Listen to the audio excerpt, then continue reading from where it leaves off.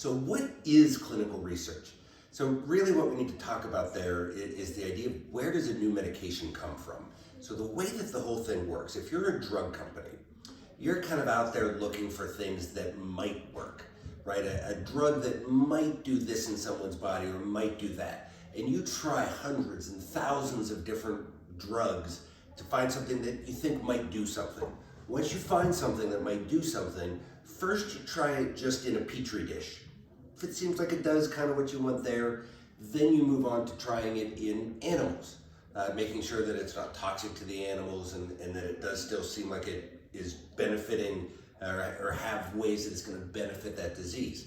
Now, once you get to that point, then is whenever clinical research starts. So at that point, once we know that it seems to do something that should make this disease better, and we know that it's not harmful to human cells or to animals as a whole, we then go into phase 1 clinical research. In phase 1 clinical research, they just find healthy people, basically lock them in a room, give them the medication, and observe them carefully 24 hours a day, 7 days a week, usually for a few weeks or a few months to make sure that it's not having any unexpected side effects in those people.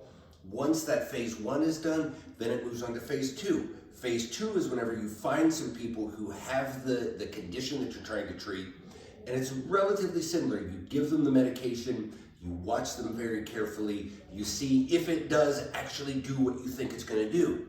Now that phase 2 gives you some idea of how well it's going to do it, right? So does it help a little? Does it help a lot? Do you need a little dose? Do you need a big dose? Right? So it informs those things. Once you get that information, how much does it seem to help? How much of a dose do you need? Then you go into phase 3 research. In phase 3 research, as a drug company, you think that you know how well it's going to work. You think you know what dose you need to do. You think you know what kind of side effects could happen.